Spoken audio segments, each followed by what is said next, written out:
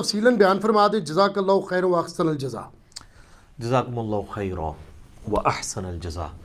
میرے بھائیو، جہاں تک شعبان المعظم کے بابرکت مہینے کی عظمت کا تعلق ہے، خصوص بالخصوص اس میں رکھے گئے اور روزوں کی جو فضیلت ہے، تو اس پہ صحیح بخاری اور صحیح مسلم کی کئی احادیث گواہ ہیں. اس سے تو ہمیں کوئی انکار نہیں ہے، معاذ اللہ، استغفر اللہ. ہم کیوں سچائی سے روگردانی کریں گے؟ لیکن اس کے برعکس جہاں تک 14 اور 15 شعبان المعظم کی درمیانی رات، جسے شب برات بھی کہتے ہیں، یہ برات عربی کا لفظ ہے، چھٹکارے کی رات. ان کا کلیم ہے کہ یہ جہنم سے چھٹکارے کی رات ہے. یہ علیحدہ بات ہے کہ جہنم سے چھٹکارے کی رات منا رہے ہوتے ہیں اور نیچے جہنم کی وہ چیز بھڑکا رہے ہوتے ہیں، پٹاخے اور انار اور پتہ نہیں کیا کچھ آگ والی چیزیں چھوڑ رہے ہوتے ہیں. اگرچہ اس عمل کو کوئی بھی مکتبہ فکر آن نہیں کرتا، لیکن بہرحال مسلمانوں میں کسی فرقے کے زیر اثر یہ بات آئی ہے نا، اور وہ اس فرقے والوں کو پتہ ہے. یہ وہی لوگ ہیں جو اپنی مسجدوں میں لائٹنگ کرواتے ہیں اس رات کو، اور ہم بھی اسی فرقے سے، بریلوی فرقے سے تعلق رکھتے تھے. ہم لوگ بھی بچپن میں یہ سارے پٹاخے چھوڑتے رہے، تو ہم نے ہندوؤں سے تو نہیں سیکھے تھے، ہم نے تو کبھی بھی ہندوؤں کے ساتھ وقت نہیں گزارا. اب آگے یہ تو دعوت اسلامی نے جب لوگوں کو ایجوکیٹ کیا کہ یار یہ غلط کر رہے ہو، یہ یعنی حرام ہے یہ کرنا، تو تب لوگ ایجوکیٹ ہوئے. اس وقت جو کچھ ہو رہا ہے، جس طرح ہندوؤں میں وہ دیوالی کے نام کے اوپر یا ہولی کے نام پہ جو تماشے ہو رہے ہوتے ہیں نا، وہ مسلمانوں میں شب برات کی رات کو ہو رہے ہیں. یہ ہوئے مسلم سکولرز کے ہی زیر اثر ہے، کیونکہ دین کے نام کے اوپر وہ رات منائی جا رہی ہوتی ہے نا. اب یہ اس سے انکاری ہو جائیں یا روگردانی کر لیں تو ان کا اپنا معاملہ ہے. تو اب اللہ کے فضل ہے کہ چونکہ ملک کی اکانومی ویسے ہی گر گئی ہے، اس لیے اتنا خرچہ کوئی کرتا نہیں ہے. تھوڑی لوگوں میں ایجوکیشن بھی آ گئی. اب کچھ سالوں سے میں نے دیکھا یہ معاملہ آلموسٹ ایبسلیٹ ہو گیا، ختم ہو جا رہا ہے اللہ کے فضل سے. جی. تو یہ جو شب برات کی جتنی بھی احادیث ہیں، ان میں سے کوئی بھی حدیث ہے بھی وہ گنتی کی ہیں، 5-6 احادیث ہیں. بلکہ وہ کہنا چاہیے کہ احادیث کیا ہیں، وہ یعنی سند کے ساتھ روایتیں بیان ہوئی ہیں نبی علیہ السلام کے ریفرنس سے. کوئی بھی اصول محدثین کے اوپر صحت کے درجے پہ نہیں ہے. لیکن اس ساری ڈسکشن کا سب سے خطرناک پہلو یہ ہے کہ شب برات کے بارے میں، یعنی 14 اور 15 کی درمیانی رات، جسے ہم 15ویں رات کہتے ہیں شعبان کی، جو کلیم کیا جا رہا ہے نا کہ اس رات میں تقدیر کے فیصلے ہوتے ہیں، رزق لکھ دیا جاتا ہے، کس نے مرنا ہے، کس نے پیدا ہونا ہے، یہ ساری باتیں لکھ دی جاتی ہیں.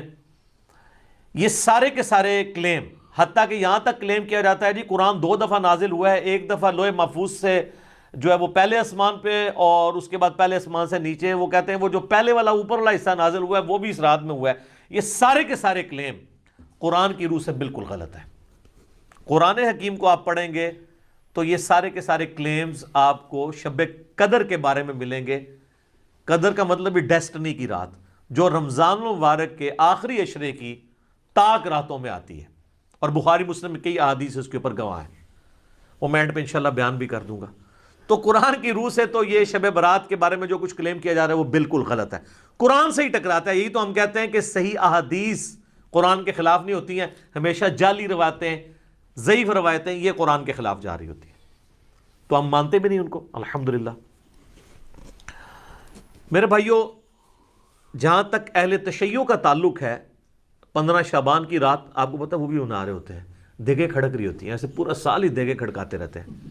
شیعہ کو جو شیطان نے دیگیں کھڑکانے کے اوپر لگا دیا ہے نا، جن کو یہ سارا خلافت اور ملوکیت کا سسٹم سمجھ تھا، سنی تو بیچارے رہی اس مسئلے سے نابلد رہے نا، تو ان کو شیطان نے اس سمجھ کے باوجود وہ دیگیں کھڑکانے کے اوپر لگا دیا. پورا سال کوئی نہ کوئی ایونٹ کرتے رہتے ہیں. تو آپ کو 15 شعبان میں ادھر بھی دیگیں کھڑکتی نظر آئیں گی، تو آپ سمجھیں کہ شاید وہ کوئی سنی شاید یہ کہہ بھی دے کہ سنی شیعہ کا اجماع ہے شب برات پہ. وہ شب برات نہیں مناتے، وہ اسے شعبانیہ کہتے ہیں. ان کے نزدیک امام محمد بن حسن عسکری علیہ السلام کی وہ رات ولادت کی رات ہے. جو امام محمد مہدی وہ کہتے ہیں نا روپوش ہو چکے ہیں، وہ کہتے ہیں وہ اس رات پیدا ہوئے تھے، تو وہ ان کا یوم ولادت منا رہے ہوتے ہیں. اس شب برات کو وہ بھی نہیں مانتے، وہ اس کو شعبانیہ کہہ کے منا رہے ہوتے ہیں. تو یہ میں نے کلیریفیکیشن ضروری سمجھی اس حوالے سے، بعض اوقات ذہن میں آ جاتا ہے نا. شب برات سے ریلیٹڈ میں نے مسئلہ نمبر نیو 44 بڑا ڈیٹیل ریکارڈ کروا دیا تھا 2017 کے اندر. آج سے آلموسٹ 3 سال پہلے. نٹی گرٹی اس تک کور کی تھی. اب میں وہ ساری کور کروں تو کم از کم 2 گھنٹے چاہیے. میں موٹی موٹی باتیں مقدمے کے طور پہ آپ کے سامنے رکھ دوں گا تاکہ آپ کو معاملات کلیئر ہو جائیں. سب سے پہلے تو شعبان المعظم کی فضیلت، اس کے اوپر ہم ڈسکشن کرتے ہیں خصوصاً روزوں کے اعتبار سے. تو اس حوالے سے صحیح بخاری اور صحیح مسلم کی متفق علیہ حدیث ہے. سیدہ عائشہ سلام اللہ علیہا کہتی ہیں کہ اللہ کے محبوب صلی اللہ علیہ وآلہ وسلم رمضان کے سوا کسی اور مہینے میں کثرت سے روزے نہیں رکھتے تھے سوائے شعبان کے. یعنی رمضان کا تو پورا مہینہ ہوتا تھا، اس کے علاوہ سب سے زیادہ روزے جس مہینے میں رکھتے تھے وہ کون سا مہینہ ہوتا تھا؟ شعبان کا. حتیٰ کہ صحیح مسلم میں ہی ایک اور حدیث ہے. یہ پہلی حدیث تو متفق علیہ تھی. متفق علیہ کا مطلب ہے دونوں میں، بخاری مسلم میں. مسلم شریف میں ایک حدیث ہے، اما عائشہ کہتی ہیں کہ نبی صلی اللہ علیہ وآلہ وسلم بعض اوقات شعبان کا پورا مہینہ ہی روزے رکھتے تھے، کانٹینیوس پورا مہینہ. یعنی اتنی آپ کو محبت تھی شعبان کے روزوں سے. حتیٰ کہ بخاری اور مسلم میں ایک حدیث ہے، سیدہ عائشہ کہتی ہیں رمضان کے مہینے میں میرے جو روزے پیریڈز کی وجہ سے، حیض کی وجہ سے چھوٹ جاتے تھے نا، تو مجھے پورا سال موقع نہیں ملتا تھا کہ میں روزوں کی قضا دوں سوائے شعبان کے. کیونکہ شعبان میں نبی صلی اللہ علیہ وآلہ وسلم خود روزہ رکھتے تھے تو مجھے موقع مل جاتا تھا کہ میں اپنے روزوں کی قضا کر لیتی تھی. اب سیدہ عائشہ نے کوڈ ورڈز میں بات کی ہے، لیکن اسی حدیث میں بخاری مسلم میں وہ جو حدیث کا راوی ہے وہ کہتا ہے کہ اما عائشہ یہ کہنا چاہ رہی ہیں کہ نبی علیہ السلام کی مشغولیت کی وجہ سے میں روزوں کی قضا نہیں دے پاتی تھی. اور اس کو سپورٹیو وہ بخاری مسلم کی حدیث ہے. نبی صلی اللہ علیہ وآلہ وسلم نے فرمایا کہ کوئی عورت اپنے خاوند کی اجازت کے بغیر نفلی روزہ نہ رکھے، یہ اس کے لیے حلال ہی نہیں ہے. مراد یہ کہ دن کے وقت بھی میاں بیوی ازدواجی تعلق قائم کر سکتے ہیں. تو جو اما عائشہ کہتی ہے نا کہ میں نہیں تھی رکھ سکتی، یعنی نبی علیہ السلام کی اجازت نہیں ہوتی تھی، تو یہ جو لوگوں میں مشہور ہے کہ جی دن کے وقت کوئی ازدواجی تعلق میاں بیوی قائم نہیں کر سکتے، تو اس کی بھی نفی بخاری مسلم کی احادیث کی روشنی میں ہو گئی الحمدللہ. اب یہ روزے رکھنے کی وجہ کیا تھی؟ اس کو سپورٹیو وہ حدیث ہے شعبان کے حوالے سے، سنن نسائی میں انٹرنیشنل نمبرنگ کے مطابق 2359 اور مشکات المصابی میں فٹ نوٹ پہ لکھی ہے 1305 نمبر جو حدیث ہے مشکات میں، اس کے فٹ نوٹ پہ شیخ زبیل زئی صاحب نے اس حدیث کی تصحیح کی ہے، اور اس حدیث کو شیخ البانی نے بھی صحیح کہا ہے. کون سی حدیث؟ جو سنن نسائی میں 2359 نمبر ہے، کہ اسامہ ابن زید کہتے ہیں کہ ہم نے نبی علیہ السلام سے پوچھا اے اللہ کے محبوب صلی اللہ علیہ وآلہ وسلم، ہم نے آپ کو شعبان کے مہینے میں اتنے کثرت سے روزے رکھتے ہوئے دیکھا ہے کہ رمضان کے سوا کسی اور مہینے میں اتنے روزے نہیں رکھتے، تو اس کی وجہ کیا ہے؟ تو آپ صلی اللہ علیہ وآلہ وسلم نے فرمایا کہ یہ جو مہینہ ہے جو رجب اور رمضان کے درمیان آتا ہے. یہ آپ نے بات کیوں کی؟ رجب حرمت والا مہینہ اور رمضان ویسے ہی فضیلت والا مہینہ. تو حضور بتانا چاہ رہے ہیں کہ یہ 2 فضیلت والے مہینوں کے سینٹر میں جو مہینہ آتا ہے نا، یہ بھی بہت فضیلت والا ہے. یہ جو مہینہ رجب اور رمضان کے درمیان آتا ہے، لوگوں کی اکثریت اس کی عظمت سے غافل ہے، جبکہ یہ ایسا مہینہ ہے کہ جس میں نامہ اعمال اللہ کے حضور پیش ہوتے ہیں، اور میری خواہش ہے کہ جب میرا نامہ اعمال پیش ہو رہا ہو تو میں روزے کی حالت میں ہوں.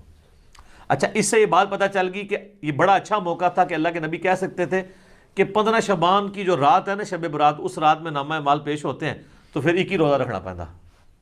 آپ پورا مہینہ رکھ رہے ہیں، کسی بھی وقت پیشی ہو سکتی ہے. یہ بھی اس بات کو سپورٹیو ہے یہ والی حدیث. اچھا، یہ جو نامہ اعمال پیش ہوتے ہیں نا، تو صحیح مسلم میں اور جامعہ ترمذی میں حدیث ہے، نبی علیہ السلام نے فرمایا کہ ہر پیر اور ہر جمعرات کو بھی نامہ اعمال اللہ کے حضور پیش ہوتے ہیں. سال میں پیش ہوتے ہیں شعبان کے مہینے میں، ہفتے میں 2 دن پیر اور جمعرات. حتیٰ کہ مسلم شریف میں حدیث ہے نبی علیہ السلام تو پیر اور جمعرات کا روزہ بھی رکھتے تھے اسی وجہ سے. اور ایک اور وجہ تھی جو مسلم شریف میں ہی آتا ہے، جب پوچھا کہ آپ پیر کا روزہ کیوں رکھتے ہیں تو آپ نے فرمایا فیہ ولدت و فیہ انزل علیہ، اس دن میں پیدا ہوا اور اس دن مجھ پہ پہلی وحی نازل ہوئی. یعنی جشن ولادت مصطفیٰ صلی اللہ علیہ وآلہ وسلم اور جشن نزول قرآن، یہ دونوں نبی علیہ السلام مناتے تھے. صحیح مسلم میں یہ حدیث موجود ہے پیر کا روزہ رکھ کے.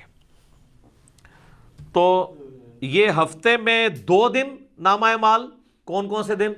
پیر اور جمعرات. اچھا، روزانہ بھی نامہ اعمال پیش ہوتے ہیں سر؟ بخاری مسلم دونوں میں حدیث ہے، وہ بڑی مشہور حدیث کہ فجر کے وقت فرشتے آتے ہیں، وہ عصر کے وقت واپس چلے جاتے ہیں، اور عصر والے فجر کے وقت۔ اللہ پوچھتا ہے میرے بندوں کو کس حال میں پایا؟ تو کہتے ہیں جب گئے تھے فجر پڑھ رہے تھے تو آئے تھے تو عصر پڑھ رہے تھے۔ دوسرے کہتے ہیں جب گئے تھے تو عصر پڑھ رہے تھے تو آئے تھے تو فجر پڑھ رہے تھے۔ تو روزانہ بھی 2 دفعہ نامہ اعمال پیش ہوتے ہیں، لہٰذا ان چیزوں کو مکس نہیں کرنا چاہیے۔ میں ساتھ ساتھ کلیریفائی کر رہا ہوں، آپ دیکھیں آپ کتنے اہم ہیں۔ پوری کی پوری جو مخلوقات ہیں وہ انسان کی خدمت میں لگی ہوئی ہیں۔ فرشتے بھی یہی کام کر رہے ہیں کہ اللہ کو رپورٹ کر رہے ہیں کہ تیرا فلاں بندہ یہ کر رہا ہے، یہ کر رہا ہے۔ یعنی یہ ساری کی ساری انسانیت اللہ تعالیٰ کی یعنی کریشن کا کلائمیکس ہے۔ لقد خلقنا الانسان فی احسن تقویم، اللہ تعالیٰ نے اس کو بہترین تقویم کے اوپر پیدا کیا ہے، الحمدللہ۔ اچھا میرے بھائیو، شعبان المعظم سمیت باقی سارے مہینوں میں 11 روزے تو اللہ کے نبی علیہ السلام ان احادیث کے تحت رکھ لیتے تھے۔ 8 روزے تو بن گئے نا، اگر آپ ایک مہینے میں 4 لگائیں، ہفتے 4 ہی ہوں گے نا، 28 دن ہوں گے تو 4 میں آپ 4 پیر اور 4 جمعرات کتنے ہو گئے؟ 8، اور 3 روزے ایام 20 کے، جب چاند گول ہو جاتا ہے 13، 14 اور 15 چاند کی، ایام 20 کا روزہ اسے کہتے ہیں، جب خوب روشن ہو، یعنی اس کو روشنی کے لیے لفظ 20 کا لفظ استعمال ہوتا ہے۔ عربی میں کہیں گے تو بعد ہے، بیض بنے گا، اور اردو میں ایام 20، تو وہ 13، 14، 15 کے، اس کو سپورٹیو حدیث ہے، بخاری مسلم دونوں میں ہے۔ سیدنا ابو ہریرہ کہتے ہیں مجھے نبی صلی اللہ علیہ وآلہ وسلم نے وصیت کی تھی 3 کاموں کی۔ نمبر 1 مہینے میں 3 روزے، نمبر 2 روزانہ اشراق کی نماز، اسی کو چاشت بھی کہتے ہیں، اسی کو دوحہ بھی کہتے ہیں، اسی کو اوابین بھی کہتے ہیں۔ یہ جو مغرب والی اوابین ہے نا، یہ بابوں کی ہے، تو پھر ہم کیوں نہ عرض کریں کہ مرنے سے پہلے اے مسلمان کر لے اس پہ غور، کتابوں کا خدا اور ہے، بابوں کا خدا اور۔ مسلم شریف میں اوابین کی نماز چاشت اور اشراق کی نماز کو کہا گیا، توبہ کرنے والوں کی نماز۔ تو 3 کاموں کی نصیحت کی، نمبر 1 3 روزے مہینے میں، نمبر 2 اشراق کی نماز یا چاشت کی نماز یا دوحہ کی نماز یا اوابین کی نماز روزانہ 2 نفل، اور تیسرا سونے سے پہلے وتر۔